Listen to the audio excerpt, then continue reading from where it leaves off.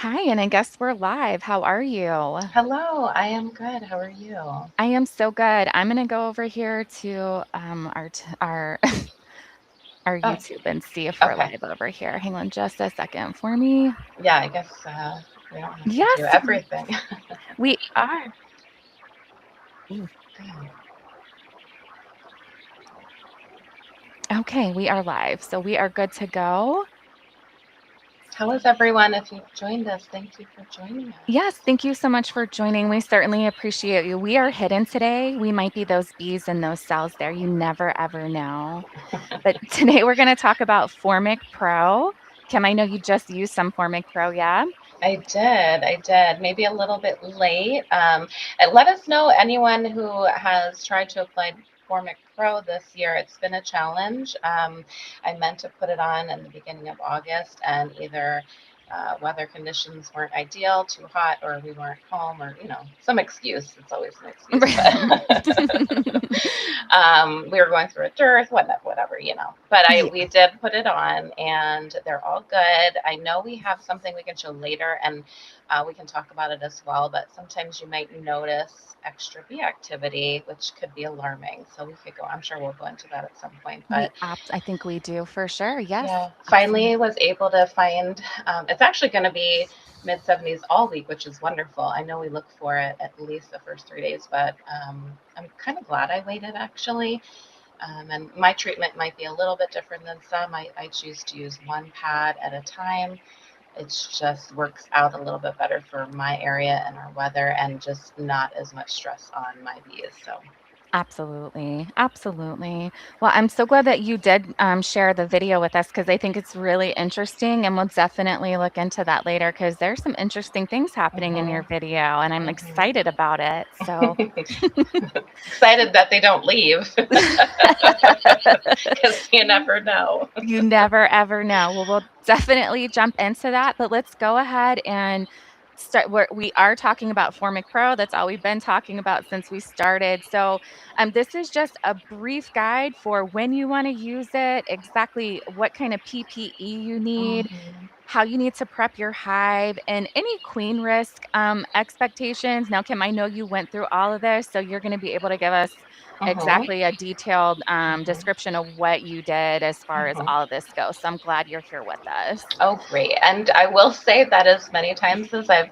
applied Formic Pro, I always read the label first, and you'll see me in the video reading the instructions, even though I know, but I still just want to be sure. So, yeah, read the label first, everybody. Make sure you are reading that and getting the instructions, checking your weather conditions. And this is a very strong smelling formula. Yeah. So I did not wear a mask, but if you do have any type of breathing issues or you don't like strong scents, I would suggest putting a mask on if that's your thing. But it's very strong and made me cough. I think I saw you cough in the video and I I was like, couldn't help oh, it. It just comes at you so strongly. yeah, it So, does. It does. I couldn't tell though. I was like, is that a Formic Pro cough or is that a smoker cough? But then I said that must be a Formic Pro cough. And then uh-huh. so yeah, definitely. It's even if you have your protective gear on you, it's still something you need to be aware of for sure. Hmm. So exactly like Kim said, read the law, read the label, not the read the label. Label is law. So Hmm. always read your labels when you're using products like this. So we'll jump on to the next slide. And this one just kind of gives us a brief overview of what Formic Pro does.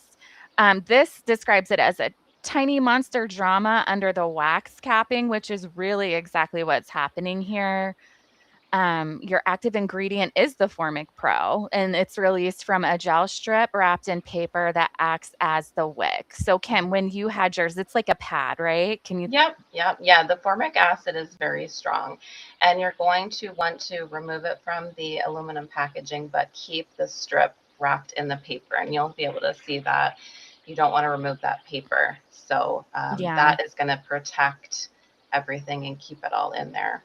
Okay, so definitely remove the paper. Okay. Well, don't remove the paper, but you The want to, foil, sorry. The right. Yep. foil. Okay. Hmm. Got it. Yeah, because that could be a mistake that maybe some beginner Hmm. beekeepers may like, do I leave the foil on? I don't know what to do because some of these medications are packaged interestingly. We don't know. So again, Exactly. Read the mhm, directions. Yep. read It'll those give you a very directions. clear understanding on what to do.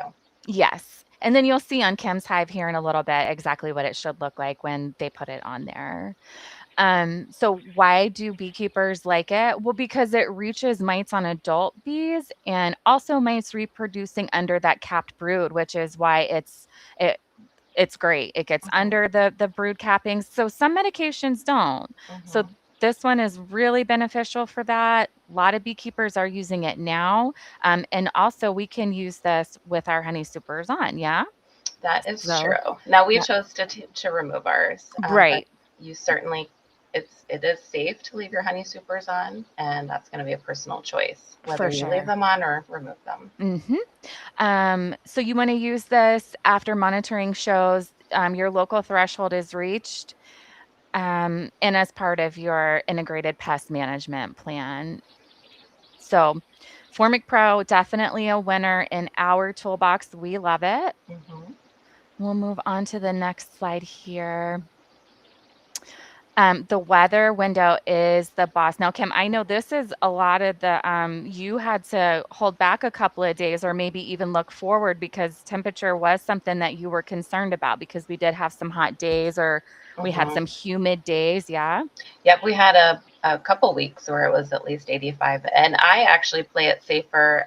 The directions say between 50 and 85.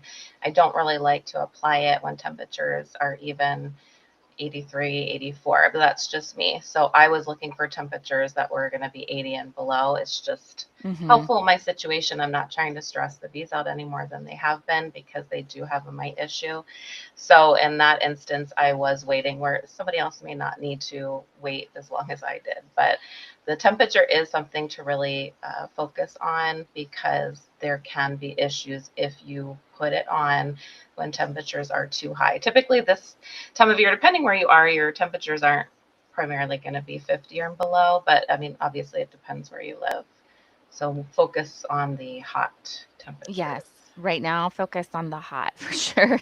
Hmm. And we finally got a cool break here. I know I was just speaking with one of our coworkers, and I think it was close. I don't know. They said it was close to 100. It had Mm. been. It was crazy. So too hot for Hmm. that in their climate there. But we Hmm. could definitely use it here today. It's 76 degrees. So today would be actually an ideal day. It's not too humid out, but today would be the perfect day to put your Formic Pro on. Absolutely.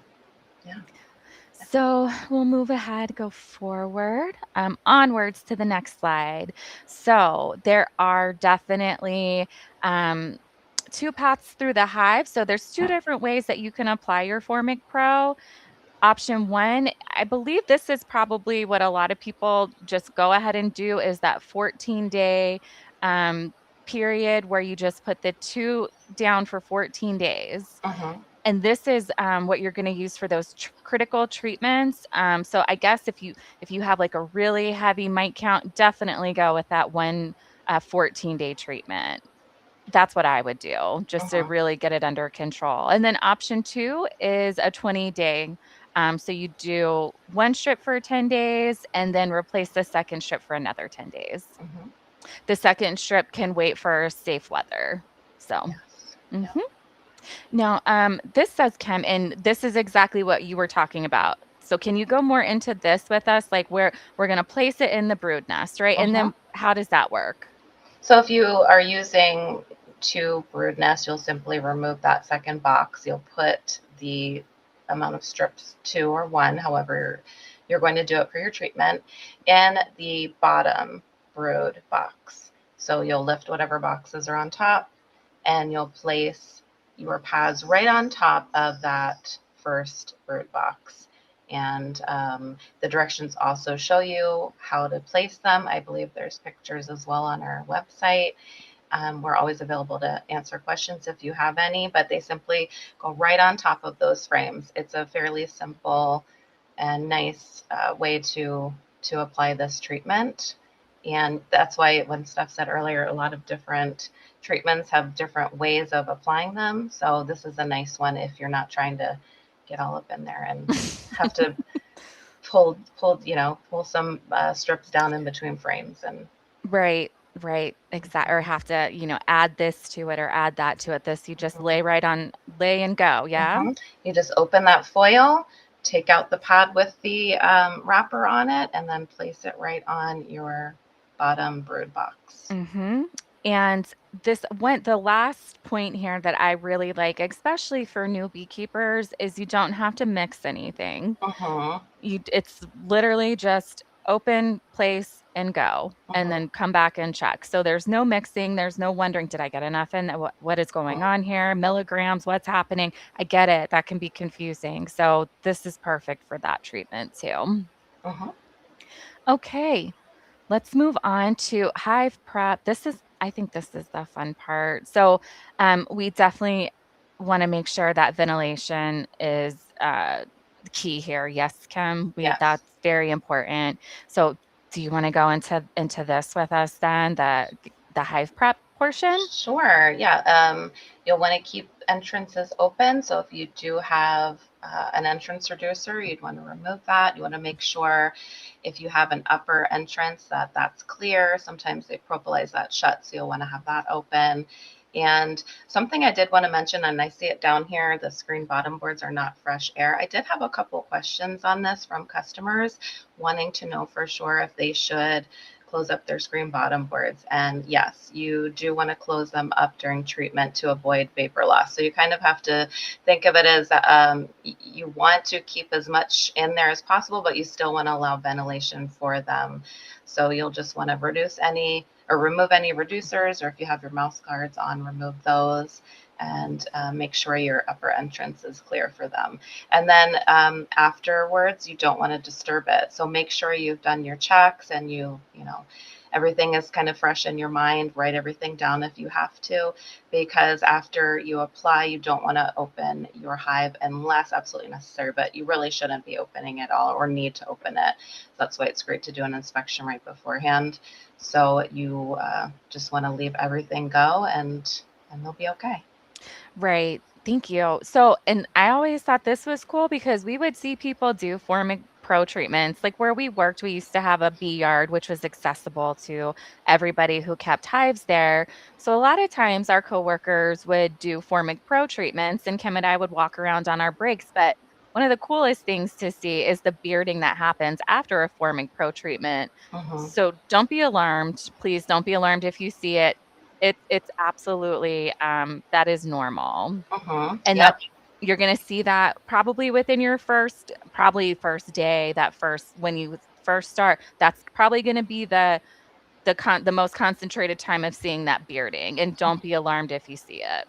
Right. And it can also depend on the weather and the high temperatures. I actually didn't have any bearding with any of ours, and that could be because we chose to do one pad at one time and also because temperatures were in the mid to high 70s. So Right. we just had some different behavior after a couple of days. Mhm. But yeah, it is normal to see all the bearding. They might all come out. So I've seen a lot of pictures and a lot of customers and beekeepers in general asking about that. Yeah, it could definitely look alarming. That's why we wanted to cover that it's okay. So if you Mhm. see it, just take notice of it and take notice of it the next day. You'll probably see a lot less bearding. And again, like Kim said, it depends on the weather. What's the weather like too? So, all right, we'll move on to the next one here.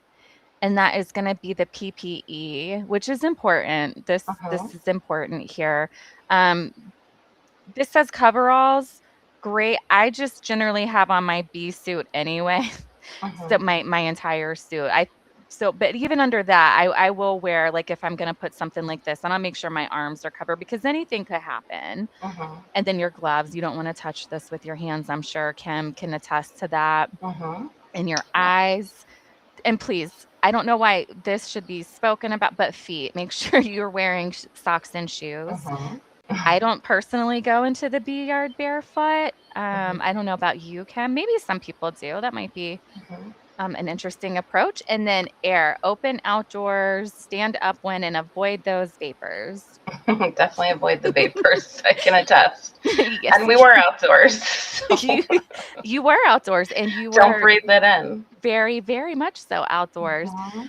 And make sure you have water nearby so you can like clean your eyes if something happens. You just Mhm. never ever know. Make sure you have that water. Mhm. This lady here, she's got her safety glasses under her veil there. She's Mhm. ready to go.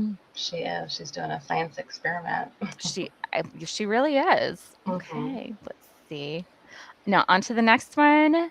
This is the Queen and Brood Realities. Mhm. So this is where it can get a little you just want to keep check on things. Some brood mortality can happen and it's on the label. So Mhm. it's expected early in the treatment. Kim, did you find that you saw that or have you been in there? You haven't been in there since. I'm Oh sorry. no, no, I haven't noticed it outside the hive either. So. Okay. Well, that's good then. That's a good Mhm. sign. So I guess when you go and do your next you did a 10-day treatment then since you did one pad?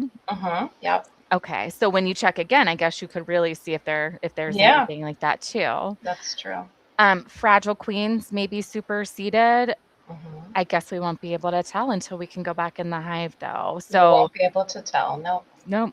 And if you see that does happen. That Mhm. absolutely does happen. But if you don't destroy those queen cells, Kim and I talk about this all the when I was a new beekeeper, I don't know.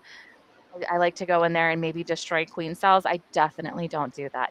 I let Mhm. them do their own thing because that's what they're going to do. So don't destroy queen cells, even though we may be tempted to. We don't know what's actually going on in there until we have just a little bit more time to determine what they've done or what's happening. Right. It'll be a while since you'll be able to check. So if you're doing 2 pads, you won't be able to check for 14 days. So just let everything go and hope that they can manage it. And then once treatment is over, of course, go in and do your inspection and, just see what's going on. Yes, to Kim's point, this says check for queen rate status at 1 month. So that even gives them time. But I'm like Mhm. Kim, I would go in after and see what's going on. Like I wouldn't. Yeah. Well, I think it also depends on the time of year. We don't have a Hmm. lot of time depending where you live. So we're in Pennsylvania. We don't have a lot of time anymore to let the queen or let the hive straighten itself out if they have to wait for a queen a virgin queen to come back mated. Right. So they need to check a little bit earlier just to see what's going on. That doesn't mean to quick go out and buy a queen or anything like that. You still want to do your inspection, see what's going on. Maybe even wait a few more days and then check again just because um, you never know. You never know the first time. No, you never know because they're going to do what they're going to do regardless Mhm, of what we want them to do. They're bees, they're mhm, honeybees, they live their life. So, okay, we'll get on to the next slide. This is actually our last one, and we can call it a day. So, this is just the pre flight checklist, so to speak. This is what you're going to want to check before so the mite count says it's time to treat. And Kim, mhm, I know that you definitely said you needed to treat them. mhm, So this was yes. And the weather said yes. It was in mhm, your ideal temperatures. And you had a beautiful colony, a beautiful, healthy colony. We looked at it week after week. It looked great. So mhm. the colony can handle it and they could breathe, and you were suited for it. So Suited. Yep. with you were suited and suited. Should should we watch your Sure, if you want to see how we applied it. I thought Yeah, it was great. Okay, let's see here. we're just inspecting quickly before um, going in, and hopefully I didn't make it too long. Probably could have cut out a little It's bit. okay. I mean, We're just kind of seeing what's going on. Oh, I think he's checking for hive beetles because his hive had an issue with hive beetles. That's why there's the towel on top there. So I think he was looking for those and removing them.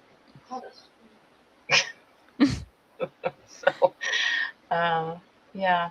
Well, he's going to remove the second bird box. We do bird box, a deep bird box, and then a medium bird So that's how we do it. And we overwinter with one deep and one medium. So, oh, there I am trying to open it. So I I did bring see. scissors down. You don't necessarily need the scissors. The foil does break apart pretty easily. I wasn't sure, so I brought the scissors down. It's always best to be prepared though, because gloves can be so It's hard, yeah, tricky. it's hard for me to work in them. So now I'm just ripping it open. But that's the aluminum foil that'll be around the pad. So, and I'm reading the instructions just to make sure we're doing it correctly, because you never want to spend your money for your treatment and put it on and find out it was incorrect. So, And now you guys, okay, so yep. So he just removed that second brood box and we put it right there on the first brood box. see, I'm amazed at how easily he's lifting that box because I Mm-hmm. know it would just take, I would be struggling. Mm-hmm. I can't. Tony's the same way. Like they just pick him up like it's nothing. Yep, no big deal. So it's always nice to be keeping with him. He's my best friend. He'll do it. He'll do That's what I good. need. So I'm just getting some burr comb and whatnot so that it fits on easier. But really, that's essentially it. Now, if you're going to be putting two pads on at once, there are different directions on how you can place them. Oh shoot, sorry, I didn't turn the volume off for this one. Oh, I don't need that's, to say any bad words. let me see. Hang on just a second. I might be able. There we go. I No think bad words. You know what? It's beekeeping. There's going to be a there's going to few be here. bad words, and that's Yes. fine. I don't think anybody would really mind. But and then again, I'm for this one, I'm just removing that aluminum foil. Sometimes doesn't want to come off. I am wearing rubber gloves, and they are sticky. So, but it really isn't fairly difficult to remove that. And again, you want to leave that. I don't know if you can see it, but there is the paper, so you want to leave that on.